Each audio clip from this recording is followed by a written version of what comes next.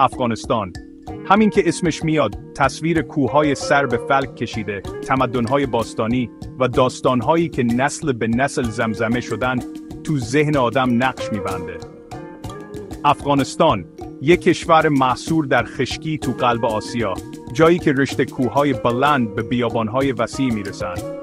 سرزمینی با زیبایی خشن، جایی که پژواک تاریخ از درها به گوش میرسه. قرن‌هاست که افغانستان محل تلاقی فرهنگ‌ها و امپراتوری‌ها بوده. موقعیت استراتژیکش در قلب جاده ابریشم باستان، اون رو به جایزه‌ای تبدیل کرده بود که هم فاتحان و هم تاجران دنبالش بودن. اما افغانستان سرزمین مقاومت هم هست. مردمش قرن‌ها جنگ و سختی رو تحمل کردن، اما روحیشون نشکسته. مردم افغانستان به مهمان نوازی گرم، سنت‌های غنی و اراده قویشون معروفن. داستان افغانستان مثل یه فرش پیچیده است که با نخ‌های فتح، مقاومت و آمیزش فرهنگی بافته شده. داستانی که به هزارها قبل به طلوع تمدن برمیگرده. خیلی قبل از ورود اسلام، افغانستان محل زندگی فرهنگ‌های باستانی پر جنب و جوش بود. این منطقه شاهد ظهور و سقوط امپراتوری‌ها بود که هر کدوم اثر خودشون رو روی سرزمین و مردمش گذاشتن. از شهر باستانی بلخ که زمانی مرکز اصلی بودایی‌ها بود، تا ویرانه‌های معابد و قلعه‌های باستانی که در سراسر این سرزمین پراکندن، پژواک گذشته باستانی افغانستان همه جا دیده میشه. موقعیت استراتژیک این منطقه در چهارراه آسیا اون رو به جایزه‌ای برای امپراتوری‌هایی که به دنبال گسترش نفوذ خود بودند تبدیل کرده بود.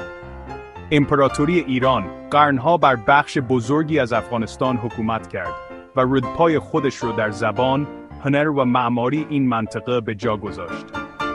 بعدها پادشاهی یونانی باختری، ترکیبی از فرهنگ‌های یونانی و ایرانی، در جایی که اکنون شمال افغانستان است، شکوفا شد.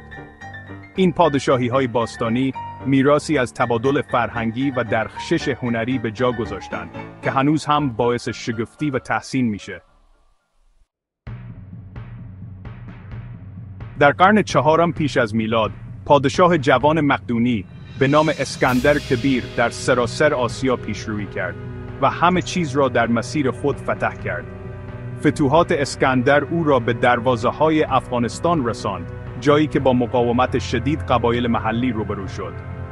با این حال، نبوغ نظامی و بیرحمی اسکندر پیروز شد و افغانستان را به امپراتوری رو به گسترش خود اضافه کرد.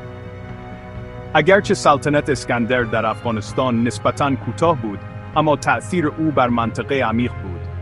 او چندین شهر از جمله هرات و قندهار را تأسیس کرد که امروزه هنوز به عنوان مراکز مهم شهری پابرجا هستند. مهمتر از همه، فتوحات اسکندر کانال‌های جدیدی برای تبادل فرهنگی بین یونان و شرق باز کرد. هنر، فلسفه و معماری یونان در افغانستان زمین حاصلخیزی یافت و با سنت‌های محلی در هم آمیخت تا یک ترکیب فرهنگی منحصر به فرد ایجاد کند. بخش چهارم، ایمان و اقبال، آغوش جاده ابریشم. پس از مرگ اسکندر، افغانستان به موزاییکی از پادشاهی‌ها و امپراتوری‌های رقیب تبدیل شد. با این حال، در میان آشفتگی سیاسی، نیروی جدیدی در حال ظهور بود که برای همیشه سرنوشت افغانستان را تغییر می‌داد: اسلام. ارتش‌های عرب با پرچم اسلام در قرن هفتم میلادی به افغانستان رسیدند.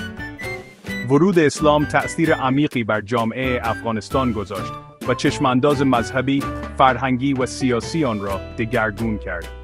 اسلام به سرعت به دین غالب در افغانستان تبدیل شد و قوانین، آداب و رسوم و جهان بینی آن را شکل داد. جاده ابریشم، آن شبکه باستانی مسیرهای تجاری که شرق و غرب را به هم متصل می‌کرد، تحت حکومت اسلامی شکوفا شد و ثروت و رفاه را برای شهرهای افغانستان به ارمغان آورد. شهرهایی مانند بلخ، هرات و سمرقند به مراکز پر جنب و جوش آموزش، هنر و تجارت اسلامی تبدیل شدند و دانشمندان، شاعران و بازرگانان را از نقاط دور و نزدیک جذب کردند.